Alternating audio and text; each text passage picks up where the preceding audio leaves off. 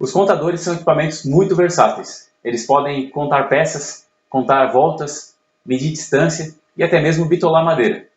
Esse especificamente tem uma outra função agregada, que é a de temporizador. Como é um temporizador configurável, ele pode atuar como temporizador progressivo, regressivo, com retardo na energização, na desenergização ou ainda como temporizador cíclico.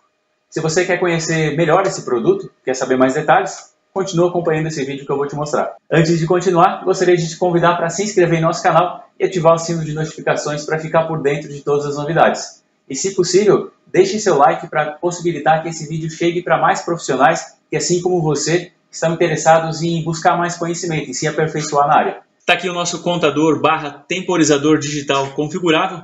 É um produto extremamente completo, então não vai ser possível demonstrar todas as funções, mas apesar de não conseguir demonstrar na prática, eu vou apresentá-las para que se possa saber qual a capacidade desse produto, desse equipamento, e também se ele vai atender à aplicação que se deseja realizar. Na imagem da câmera, os displays aparecem piscando, mas a olho nu isso não é percebido. Esse display ele acende de forma sequencial os algarismos, mas isso numa frequência tão rápida que a olho nu não se consegue perceber. É impossível perceber ele piscando dessa forma. Porém, a câmera, como registra imagens, né?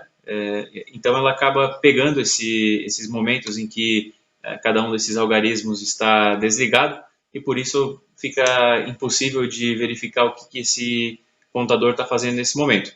Ele está configurado como temporizador cíclico e está fazendo uma contagem regressiva de 20 segundos com o relé ligado e 5 segundos com o relé desligado. Mas, como falei, é impossível de verificar por conta disso na câmera, né? Esse equipamento ele é bem estreito, ele não ocupa muito espaço para o lado de dentro do painel.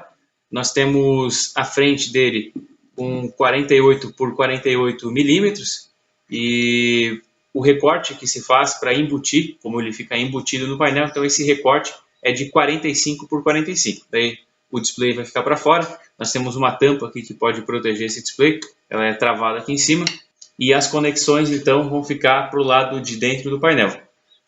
Eu apenas alimentei, nós temos apenas 2 terminais aqui conectados nesse contador / temporizador, e as conexões são as seguintes: nós temos aqui a alimentação desse modelo 220 volts, nós temos o comum do contato a relé. Na verdade, primeiro é o NF, nós temos um contato reversível aqui, né?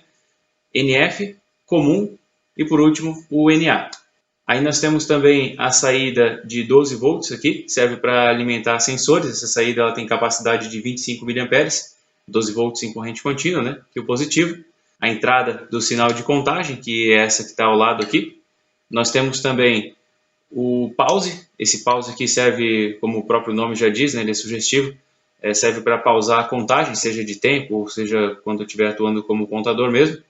Nós temos também o comum negativo aqui, desse mesmo terminal de tensão, que é uma tensão auxiliar, né? Então aqui vai o negativo do sensor, e também pode ser tanto negativo para o sensor, quanto o comum dos botões, caso você esteja utilizando o contato seco para fazer a contagem, ou reset ou pause.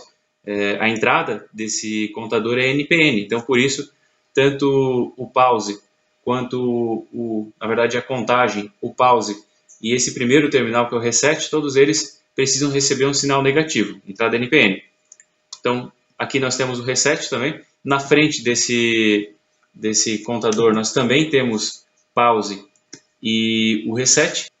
Então, o operador ele pode realizar através de comando externo, comando elétrico aqui nesse equipamento, ou mesmo na parte da frente dele também é possível pausar ou resetar. E para conhecer o equipamento, nada melhor que o manual dele. Eu vou dividir a tela aqui com o manual para mostrar as funções. Essas funções elas são configuradas nesse aparelho, e eu vou fazer outros vídeos com algumas funções específicas que são mais solicitadas, por exemplo, a função dele como bitolador, ou a função como temporizador cíclico, que é o que está atuando aqui, da forma que ele está atuando aqui. Então, vou fazer alguns vídeos aí mais curtos, explicando passo a passo para configurar ele de acordo com alguma função específica. E assim, quem deseja realizar uma função não precisa assistir um vídeo tão grande, e sim assistir apenas aquele pequeno vídeo da função desejada. Aqui nós temos todas as funções disponíveis. Reparem que algumas funções aqui o que muda é somente a escala, a função em si ela é a mesma, né? Nós temos temporização crescente, decrescente, com diferentes escalas aqui e diferentes modos de operação do relé. Depois, daqui a pouquinho, eu já vou mostrar como funcionam os modos de operação do relé. Temos então o temporizador tempo crescente, tempo decrescente com diferentes escalas. Temos a temporização cíclica também, tanto crescente quanto decrescente, e da mesma forma com diferentes escalas. Esse modo, a questão de retardo na energização ou desenergização, depois vai ser configurado de acordo com o modo de operação do relé. Nós temos também ele atuando como contador. Como contador, nós temos a opção simples, né, contador simples, o contador com multiplicador, que serve para que nós possamos mostrar um display na tela diferente do que do valor da contagem, porque às vezes um pulso representa uma peça, por exemplo, mas ele pode representar também 1 metro, ou a cada 5 pulsos representar 1 metro, por exemplo. E aí, quando se quer medir deslocamento, é fundamental que tenha essa opção de multiplicação também. E aí nós temos as mesmas funções com uma escala diferente. E mais abaixo, o modo de operação do relé. Aí é possível ligar o relé ser ligado depois do tempo programado. Tem como ele ligar também depois do tempo programado, mas começando a contagem somente a partir de um reset, seja pelo botão ou pela conexão na parte traseira desse relé. Pode se mandar um sinal de pulso também para iniciar a contagem.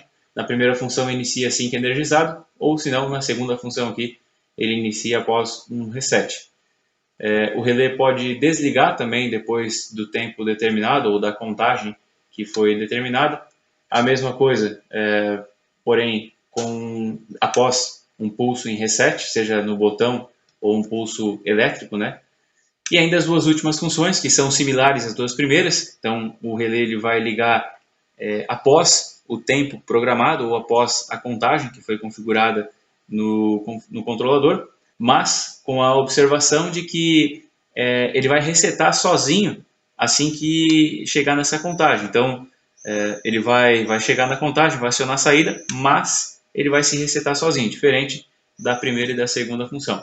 Essa função de contador com multiplicador, ela acaba abrindo um leque de funções possíveis que se pode fazer, e uma das mais interessantes e das mais procuradas aí, uma das que mais motivam a compra desse tipo de contador, é para bitolar madeira, ou seja lá qual for o material.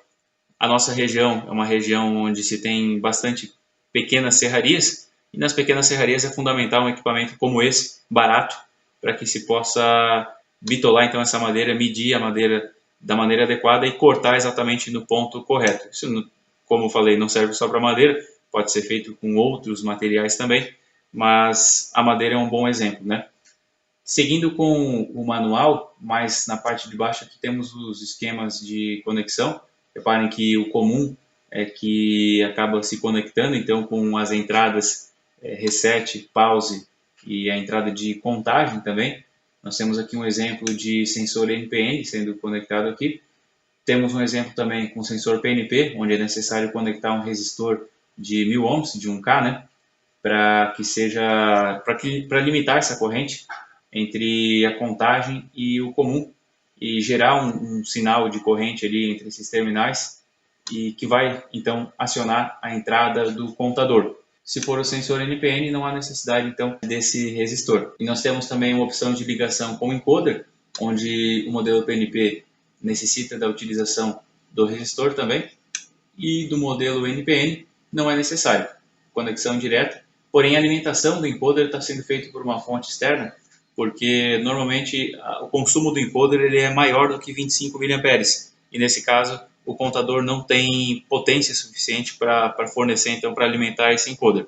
Geralmente com o encoder então se utiliza uma fonte externa, mas sensores em geral costumam poder ser alimentados direto pelo contador. Essa informação do consumo desse equipamento, do sensor ou do encoder, é o fabricante quem vai dar. Mas geralmente é assim, os sensores eles podem ser alimentados direto pelo contador, sensores indutivos, capacitivos, óticos, enquanto que os encoders têm um consumo um pouquinho maior, aí já não é possível.